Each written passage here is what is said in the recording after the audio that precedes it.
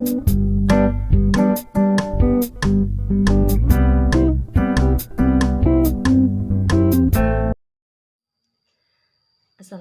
warahmatullahi wabarakatuh.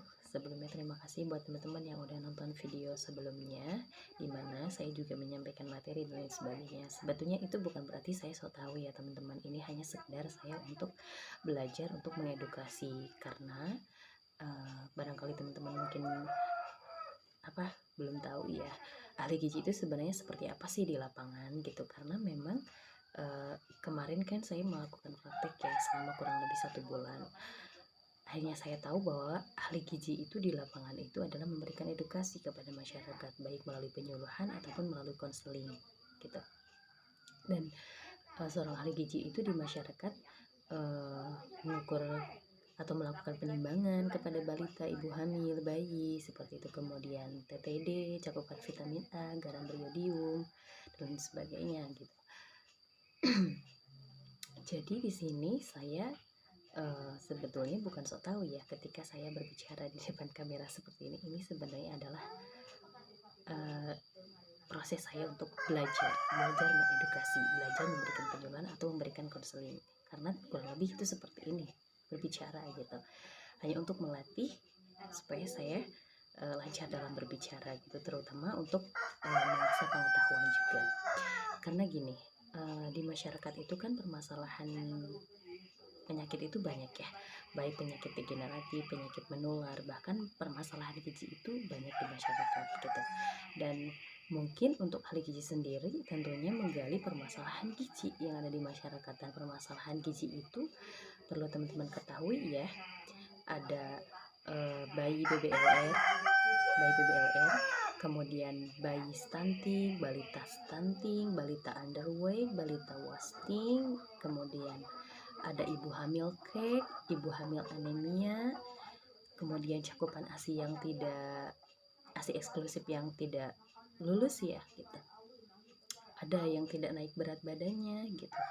Banyak sekali permasalahan gizi di masyarakat, dan tentunya ahli gizi di sini ketika ada permasalahan gizi di masyarakat, dia akan turun untuk memberikan edukasi, baik penyuluhan kepada ibu balita atau ibu hamil ataupun konseling dengan mendatangi balita stunting misalnya ke rumahnya untuk menyampaikan edukasi kepada ibunya terkait bagaimana sih penanganan balita stunting atau pencegahannya. Bahkan mungkin mendatangi ibu hamil yang ada permasalahan gizi cake, itu pun memberikan edukasi kepada ibu hamil tersebut bagaimana sih caranya supaya lilanya bisa naik dari yang tadinya di bawah 23,5 cm menjadi tidak cake lagi gitu sih. Karena kan kalau misalnya ibu hamil kayak gitu akan berbahaya kan kepada nanti kelahirannya, bisa jadi keguguran, bisa jadi BBLR gitu, itu bahaya sekali gitu. Makanya di sini saya itu sebenarnya masih mahasiswa gizi, tetapi saya mencoba untuk mengedukasi hanya sekedar melewati video seperti ini. Ini adalah sebenarnya belajar ya, bukan berarti saya tahu segalanya gitu. Izinkan saya di sini untuk menyampaikan beberapa hal yang mungkin barangkali teman-teman tidak tahu di luar sana. Yang ingin saya sampaikan itu sebenarnya adalah isi piringku ya, dan tema yang saya bawa itu isi piringku untuk kesehatanku, atau kesehatanku berawal dari isi piringku. Nah, kenapa sih isi piringku ini perlu disampaikan kepada masyarakat? Karena kita tahu ya bahwasanya kesehatan itu adalah pilar utama, dan makanan yang kita konsumsi itu mempengaruhi status kesehatan kita, atau mempengaruhi kesehatan kita gitu, kesehatan tubuh kita. Kalau misalnya makanan kita seimbang, tentunya status gizi kita juga baik gitu kan. Karena makanan yang seimbang itu akan menentukan status gizi kita pada saat ini dan juga masa yang akan datang gitu. Makanya itu harus sangat diperhatikan sekali terkait dengan konsumsi kita. Makanan yang kita makan tuh seperti apa sih gitu. Makanya di sini saya menjelaskan isi piringku. Terus teman-teman pasti tanya, isi piringku apa sih gitu. Ya, teman-teman pasti tahu kan isi piringku apa? Makanan ya gitu. Cuman mungkin di sini saya mau ngasih tahu isi piringku yang baik dan seimbang itu seperti apa. Jadi isi piringku itu sebenarnya kalau dalam isi piringku itu sudah disampaikan sebenarnya oleh Kemenkes gitu ya. Ruang lingkupnya itu nyatu sama tumpeng gizi seimbang. Cuman mungkin saya secara khusus aja untuk membahas isi piringku. Jadi isi piringku itu sebenarnya slogan yang dimana dia menjelaskan atau menggambarkan terkait dengan porsi makan dalam satu kali makan. Lalu seperti apa sih sebenarnya? Jadi untuk isi piringku itu saya nggak punya gambarnya sih, tapi mungkin teman-teman bisa membayangkan ya gitu. Jadi di isi piringku itu untuk setengah porsi atau setengah porsi, 50%-nya 50%-nya ini mungkin ada gambar kecil ya, kecil sekali. Nah, ini untuk 50%-nya adalah makanan pokok dan lauk pauk. Makanan pokoknya itu 1/3 dari setengah piring, dan untuk lauk pauknya 1/6 dari setengah piring ya. Dan makanan pokok itu perlu teman-teman ketahui, bukan hanya nasi saja. Ada roti, ada kentang, ada jagung, ada umbi-umbian. Jadi buat teman-teman untuk makanan pokok jangan cuma nasi aja gitu. Kalaupun teman-teman makan umbi-umbian, kentang, itu sebenarnya adalah makanan pokok ya, makanan pokok gitu. Kemudian untuk lauk pauk juga bukan hanya tahu tempe saja, ikan, ayam ya. Itu kan sebenarnya lauk pauk itu dibagi menjadi dua ya, lauk pauk hewani, lauk pauk nabati. Dan kalau untuk lauk pauk hewani itu jelas ikan, ayam, telur ya, daging sapi, udang, tutut, tahu tutut ya, tutut juga itu mengandung protein. Kemudian ikan di sungai juga mengandung protein ya. Kemudian untuk lauk pauk nabatinya ada tahu tempe, kacang-kacangan seperti itu ya. Nah, untuk 50%-nya lagi, yang 50%-nya lagi itu sayur dan buah-buahan. Untuk sayur itu 1/3 dari setengah piring. Ya. Dan kalau untuk buah-buahannya adalah 1/6 dari setengah piring ya. Ingat ya. Dan untuk setiap isi piringku itu harus memuat 4 bintang. 4 bintang ya. 4 bintang itu adalah makanan pokok, lauk pauk hewani, lauk pauk nabati, dan sayuran. Jadi buah-buahan itu kalau dalam satu piring kan tidak mungkin dong makan nasi plus sayur, plus sayur plus buah. Jadi buahnya itu di akhir. Kalau misalnya makannya sudah selesai baru makan buah. Makanya dikatakan 4 bintang dalam piring itu. Makanan pokok, lauk pauk nabati, lauk pauk hewani, sama sayuran. Seperti itu ya. Oke, di sini saya mau menjelaskan terkait dengan isi piringku untuk dewasa. Kenapa isi piringku untuk dewasa juga perlu disampaikan ya, jelas lah kan gitu. Karena memang gini, permasalahan gizi dewasa itu kebanyakan diakibatkan oleh kelebihan konsumsi makanan biasanya ya, makanan ataupun minuman yang berlebih. Makanya penerapan gizi yang seimbang ini harus dilakukan.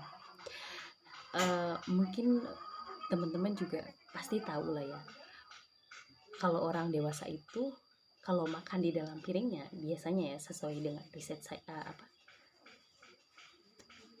apa namanya observasi ya, berdasarkan observasi saya, masyarakat itu banyak sekali untuk isi piringnya adalah biasanya nasi dengan mie. Mie itu dijadikan sebagai lauk pauk, padahal sebetulnya perlu teman-teman ketahui, nasi dengan mie itu sama-sama makanan pokok, karbohidrat ya, apalagi tidak ditambahkan dengan sayuran, tidak ditambahkan dengan lauk pauk seperti ikan, tahu tempe seperti itu ya. Itu sama saja tidak seimbang dalam isi piringkunya karena hanya mengandung karbohidrat semua. Lalu proteinnya bagaimana? Vitamin dan mineralnya bagaimana? Ya, itu yang jadi pertanyaan. Makanya permasalahan gizi di masyarakat yang sudah dewasa itu biasanya penyakit degeneratif kayak obesitas, kemudian nantinya ke jantung koroner, ke stroke, ke ginjal, itu karena memang dari makanannya gitu, dari isi piringnya. Makanya di sini harus perlu teman-teman ketahui, barangkali di sini ada yang sudah di atas 18 tahun ya, perhatikan isi piringkunya gitu, karena isi piringku itu seperti yang tadi disampaikan, 50%-nya makanan pokok dan lauk pauk, 50%-nya lagi adalah sayuran dan buah-buahan. Oke, seperti itu ya. Contohnya nih, nasi putihnya 150 gram atau 2 centong misalnya. Ikannya 100 gram atau satu ikan ya, satu ikan yang ukurannya sedang lah, nggak terlalu besar. Kemudian tahu 50 gram atau satu buah. Sayur bayamnya 150 gram atau 1 gelas. Kemudian pepayanya juga 150 gram misalnya di jus 1 gelas. itu nilai gizinya adalah 700 kekal, kurang lebih seperti itu ya contohnya. Jadi harus seimbang ya. Dan itu selain daripada energi ada protein, ada karbohidrat, itu lengkap di situ, ada vitamin mineral dari sayuran gitu ya. Intinya prinsip makanan untuk orang dewasa itu adalah beraneka ragam, kemudian makan sayur dan juga cukup buah, dan juga biasanya jangan terlalu mengkonsumsi makanan yang manis atau pedas ya, asin, ngemil ya, seperti itu. Kemudian minum air putih minimal 8 gelas setiap harinya. Kalau misalnya ibu atau bapak di sini ada suatu penyakit tertentu, penyakit degeneratif ya, misalnya ada penyakit darah tinggi dan sebagainya, pastikan kalau misalnya udah ada pemeriksaan kan suka dijelaskan oleh pihak kesehatannya di sana, ibu tidak boleh makan ini ya, tidak boleh makan itu ya, tolong itu ikuti gitu ya. Maka mengatur makanan sesuai diet yang dianjurkan gitu. Seperti itu. Kemudian kita bahas juga terkait dengan remaja. Kenapa remaja juga perlu memperhatikan isi piringku? Jelas karena remaja itu kan calon wanita. Kalau wanita kan calon wanita usia subur ya, maksudnya dia akan calon menikah gitu. Begitupun dengan laki-laki, dia juga perlu tenaga gitu kan untuk remaja, untuk masa pertumbuhannya gitu. Dan permasalahan gizi remaja itu biasanya disebabkan karena kekurangan makan sayur dan buah, sehingga kalau remaja putri itu rentan anemia ya, rentan anemia. Nah itu juga harus diperhatikan tuh isi piringkunya ya, harus mau untuk makan sayur dan buah ya gitu, jangan cuman makan seblak yang seperti itu tuh gak sehat sebetulnya, karena selain daripada rasanya mungkin yang terlalu pedas biasanya ya, kemudian juga kandungannya kan mie, makaroni, kerupuk, apa itu kan karbohidrat semua. Paling tulang, dagingnya pun sedikit, betul ya, sama telur. Dan itu pun dimasaknya dicampur seperti itu, dan agak lama itu kandungan gizinya akan hilang gitu. Sedikit lah berkurang gitu. Nah, kemudian sama sih untuk isi piringnya, tentunya 50%-nya makanan pokok dan lauk pauk, 50%-nya lagi adalah sayur dan buah. Sama sih prinsipnya seperti orang dewasa, jadi harus beraneka ragam, jangan seperti itu saja. Dan piringnya juga untuk remaja hati-hati ya, jangan makan mie dengan nasi, harus seimbang diisi piringnya, diperhatikan. Dan juga pola makannya pagi, siang, sore, selingan pagi dan selingan sore itu harus diperhatikan ya, supaya nanti tidak kekurangan mineral atau vitamin, bisa menyebabkan anemia, dan itu berbahaya nantinya. Makanya kan suka ada pembagian tablet tambah darah untuk remaja. Karena kenapa? Itu permasalahan gizi di remaja itu anemia gitu ya. Kemudian anak, untuk anak, nah barangkali ibu di sini yang punya anak itu harus diperhatikan tuh isi piringnya. Apalagi kan seorang ibu itu pusatnya lah di rumah, itu yang menyediakan makanan untuk suami, untuk anak gitu ya. Itu harus memperhatikan. Apalagi untuk edukasi isi piringku juga harus disampaikan nih kepada anak, supaya anak itu sedari kecil sudah menanamkan pola isi piringku yang seimbang, sehingga dalam perjalanan pertumbuhan dan perkembangannya dia akan terbiasa dengan isi piringku yang seimbang gitu. Tanpa diatur sama orang tua, dia akan paham untuk menyediakan makanan yang seimbang, mulai dari makanan pokoknya, lauk pauknya, sayurannya gitu, dan buah-buahannya gitu.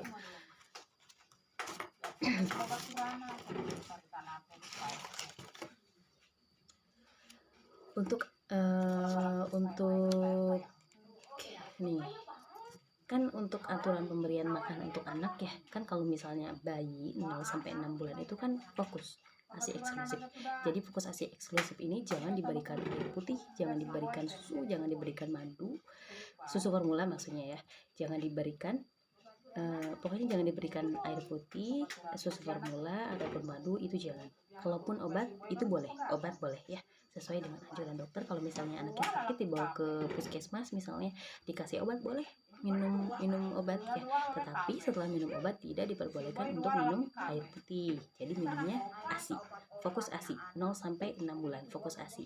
Kalaupun misalnya gini, permasalahan gizi untuk ASI eksklusif mungkin nanti saya bahas di video selanjutnya saja ya. Jadi atau sekarang aja. Oke, untuk yang ASI eksklusif, permasalahan gizi eksklusif itu kan 3 hari setelah melahirkan itu biasanya nggak keluar ASI-nya ya. Makanya biasanya kebanyakan alternatifnya adalah susu formula. Salah, itu tidak diperbolehkan ya. Untuk bayi 1 sampai 3 hari itu sebenarnya kebutuhannya itu tidak banyak, hanya sebesar kebutuhan energi, kebutuhan ASI-nya itu cuman sebesar kelereng. Tahu kelereng kecil ya gitu. Sebesar itu sebetulnya kebutuhan ASI untuk bayi pada saat baru lahir. Makanya ibu jangan takut ketika ASI eksklusif pada saat awal-awal mau menyusui itu tidak keluar ASI. Cukup susui anak sesering mungkin agar ASI-nya keluar ya. Pastikan itu ya, 0 sampai 6 bulan jangan diberikan susu formula, air putih dan lain sebagainya ya. Cukup ASI saja cukup. Kemudian untuk 6 sampai 24 bulan itu kan MPASI ya. Mulai dari 6 bulan itu diberikan MPASI. Dan MPASI di sini tuh bertahap, tetapi pada saat awal memberikan MPASI itu harus tepat waktu. Tepat waktu, jangan sampai kurang dari 6 tahun atau jangan sampai lebih dari 6 tahun. Pokoknya pas di hari itu pas harus diberikan MPASI, dan MPASI diberikan tentunya kan harus seimbang ya, harus ada makanan pokoknya, lauk pauk hewani, lauk pauk nabati sama sayuran itu harus lengkap gitu ya. Dan diberikan selingnya adalah buah-buahan, dan itu pun bertahap, jadi tidak langsung kasar kan. Kalau bayi 6 bulan itu harus diberikan makanan yang lunak tapi kental, lunak tapi kental ya, jangan cair, lunak tapi kental gitu. Seperti itu ya.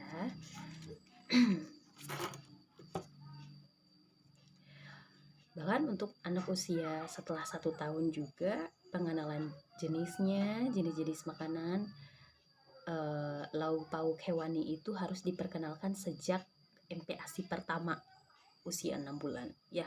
Itu harus diberikan ikan, diperkenalkan kepada anak ikan, karena ikan itu sebenarnya adalah makanan yang mengandung tinggi protein yang bagus untuk menanggulangi permasalahan gizi yang biasanya menyerang balita karena gizi kurang kah atau dia stunting kah gitu kan. Ikan itu sangat bagus sekali, harus diperkenalkan jenis-jenis makanan yang harus dikonsumsi oleh anak ya.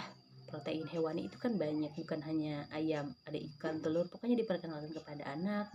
Protein hewani, protein nabati juga, sayur-sayuran juga harus diperkenalkan kepada anak supaya anak tidak pilih-pilih makanan gitu ya. Teksturnya jelas, teksturnya itu kalau misalnya sudah masuk usia 1 tahun itu mulai agak kasar ya, mulai ya agak kasar lah. Frekuensinya juga, jadi frekuensinya itu kalau misalnya anak susah makan cukup sesering mungkin meskipun sedikit-sedikit ya. Tapi kalau misalnya sesuai jadwal itu 5 kali makan ya. Jadi makan pagi, selingan pagi, makan siang, selingan sore, dan makan malam ya. Kemudian hindari memberikan makanan yang mengganggu organ pencernaan, jelas. Jadi jangan memberikan anak makanan yang pedas dan sebagainya, berlemak, gorengan, itu tidak boleh ya. Tidak boleh ya, yang sehat-sehat saja. Kemudian berikan makanan yang bisa dipegang seperti biskuit atau buah-buahan untuk merangsang apa? Perkembangannya tentunya ya, supaya anaknya bisa berkembang di tangannya gitu. Dan juga bisa merangsang pertumbuhan gigi juga gitu. Pemberian ASI masih tetap diteruskan sampai anak berusia 2 tahun. Nah, ASI eksklusif itu kan 0 sampai 6 bulan. Itu tidak boleh diberikan minuman lain atau makanan lain. Setelah masuk usia 6 bulan sampai 24 bulan atau 2 tahun itu masih tetap diberikan ASI, tetapi didampingi dengan makanan pendamping ASI atau MPASI gitu. Seperti itu ya. Semoga apa yang saya sampaikan bermanfaat nih buat teman-teman ataupun buat bunda-bunda di luar sana yang barangkali menonton video saya. Bukan berarti di sini saya menggurui atau bukan berarti saya tahu segalanya, karena di sini saya masih belajar.